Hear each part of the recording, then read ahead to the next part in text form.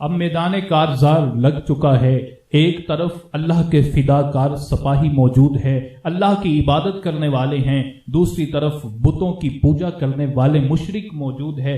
اب جو مشرکین مکہ ہیں ان کی تعداد بھی 1000 ہے، ان کے پاس کھانے پینے کا سامان بھی وافر مقدار میں موجود ہے، سامان حرب و ضرب بھی ہے، ہر طرح کا جنگی اسلحہ بھی موجود ہے، وہاں پہ محفلیں بھی سجائی جا رہی ہیں، اونٹوں کو ذبح کر کے دعوتیں بھی اڑائی جا رہی ہیں۔ اب دوسری طرف جو مسلمان ہیں ان کی کیفیت کیا ہے کہ مسلمانوں کی تعداد تو آپ جانتے ہیں فقط 313 ہے، صرف 70 اونٹ ہیں، 2 گھوڑے ہیں، 6 زرہیں ہیں، 8 تلواریں ہیں، جنگ کا سامان بھی موجود نہیں ہے، اور میدان جنگ میں بھی اتر آئے ہیں۔ یہ اللہ کے فداکار سپاہی ہے، ان کو یہ میدان چیزوں پہ بھروسہ نہیں ہے، کیونکہ کافر ہے تو شمشیر پہ کرتا ہے بھروسہ، مومن ہے تو بے تیگ بھی لڑتا ہے سپاہی۔ مسلمانوں نے کبھی تلواروں پہ بھروسہ کیا ہی نہیں، انہیں تو بھروسہ رب کی رحمت پہ ہوا کرتا ہے۔ رب کی رحمتوں پہ بھروسہ کر کے اب میدان جنگ میں مسلمان آ گئے ہیں۔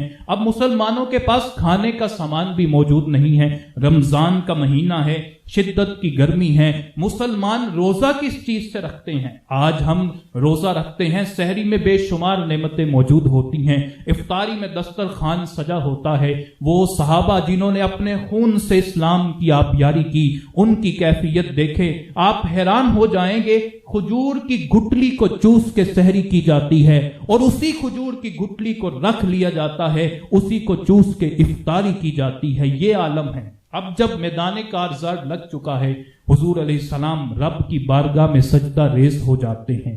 یہ جو سجدے ہیں نا، ان میں بڑی طاقت ہوتی ہے، اور یہ تو پھر امام الانبیاء کا سجدہ ہے۔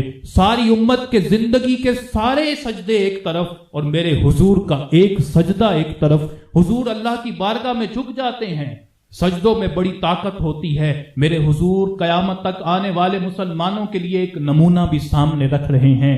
جب سارے کفار بھی تم سے لڑنے آ جائے تو رب کے حضور سجدوں میں جھک جایا کرو، رب کی تائید بھی تمہیں ملے گی، فتح و نصرت بھی تمہارا مقدر بن جائے گی۔ اب آقا علیہ السلام سجدے میں ہیں، رب کے حضور دعا گو ہوتے ہیں۔ دعا کتنی نرالی کرتے ہیں، عرض کرتے ہیں اللہم ان تہلک ہذہ العصابہ لن تعبدا، اے اللہ اگر تو نے اس جماعت کو ہلاک کر دیا، یہ جو 313 تیرے نام لینے والے ہیں، یہ تیرے جانثار ہیں، تیرے نبی کے جانثار ہیں، تیرے فداکار سپاہی ہے، تیرے لیے اپنا تن من دھن سب کچھ قربان کرنے والے ہیں، ان کے پاس تو سامان حرب و زد بھی نہیں ہے، ان کی زندگی میں عیش و عشرت نام کی کوئی چیز بھی نہیں ہے، انہوں نے اپنا سب کچھ تیرے نام پر قربان کر دیا ہے، آج اپنی جانیں قربان کرنے کے لیے بھی تیار ہے، لیکن یا اللہ اگر تو نے ان کو ہلاک کر دیا، مولا اگر تو نے ان کو شکست دے دی، پھر قیامت تک کوئی تیرا نام لینے والا نہیں ہوگا، قیامت تک کوئی تیری عبادت کرنے والا نہیں ہوگا۔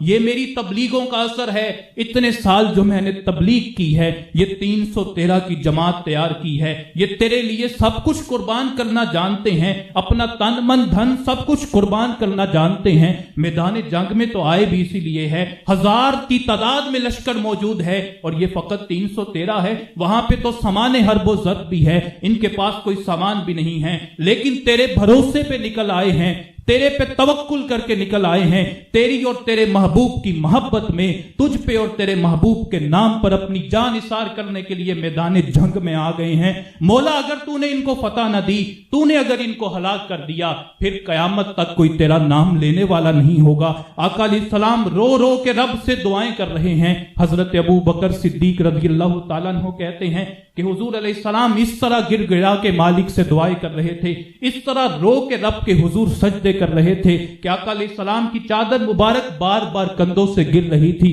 اتنے میں آقا علیہ السلام سجدے سے سر اٹھاتے ہیں اور بشارت دے دیتے ہیں کہ رب نے مجھ سے فتح کا وعدہ کر لیا ہے۔ تو یہاں پہ دیکھیں اب مسلمان تعداد میں کم تھے، سامان حرب و زد بھی نہیں تھا، لیکن اللہ پر بھروسہ تھا، حضور علیہ الصلوۃ والسلام سے وفا کا رشتہ مضبوط تھا، رشتہ محبت مضبوط تھا، ہر کفر کی دیوار سے ٹکرا کے مسلمانوں نے اسے پاش پاش کر دیا۔